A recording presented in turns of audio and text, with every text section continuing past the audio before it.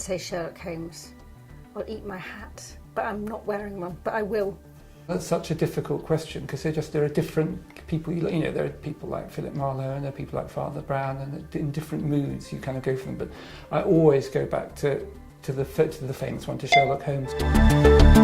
If I had to, if someone put a gun to my head, I'd say the detective hero in The Moonstone. But Favourite crime hero maybe has to be the sergeant in The Moonstone by Wilkie Collins, who's really like the first detective, Sergeant Cuff, and he's eccentric and he loves roses and he's doesn't care what people think of him, and he really is like somebody who's laid the ground for other detectives to follow.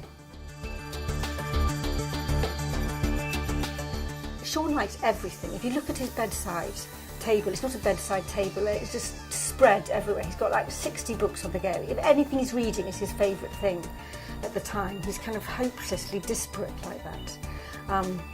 So maybe he would say The Wire, but he probably wouldn't. I really don't know what Sean would say.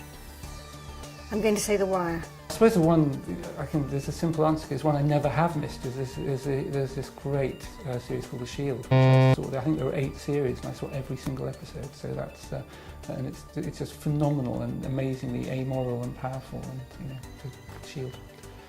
I should have guessed that actually. There's something we've tended to watch things together, so I suppose something like, you could choose something like The Killing would be a reasonable guess at something she's pretty hooked by. Oh, The Killing.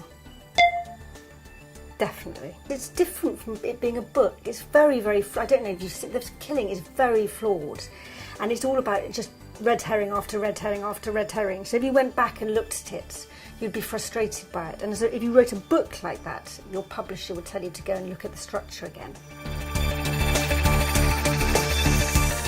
I'm afraid it's probably Sherlock Holmes again, I'm afraid. I think of myself as a reader of crime books rather than crime authors, so I tend to not read everything by someone. I've got certain favourites.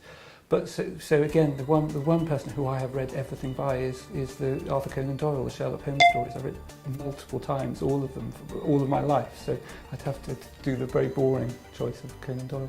I've no doubt about that. It's Wilkie Collins who she reads over and over again and just loves. I'm kind of voracious and a grazer at the same time, so it's not that I take one crime author and read everything from beginning to end. I mean, I mentioned Wilkie Collins. I think I've read everything by Wilkie Collins, and I don't even know if that counts as crime fiction. But for me, it's like this kind of the first gothic beginnings of a certain kind of psychological thriller. He might say Joseph for the same reasons as I've said Joseph, but I have a little suspicion he might say Sasha. I mean, the interesting about writing a series is seeing how certain characters just have sort of taken off in different ways. And the character of Joseph, who's this Ukrainian builder who appears in the first book literally falling through the Frida ceiling, is one who's just been such fun to kind of develop and get to know, so that would be my choice. I'm very tempted to think she'd choose a female character, but I think she might go for Joseph as well, but I'm prepared to be wrong. I think Joseph.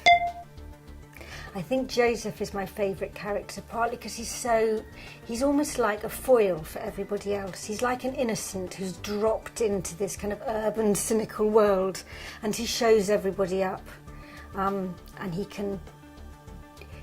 like the fool in Shakespeare who can say things that nobody else can say and get away with it.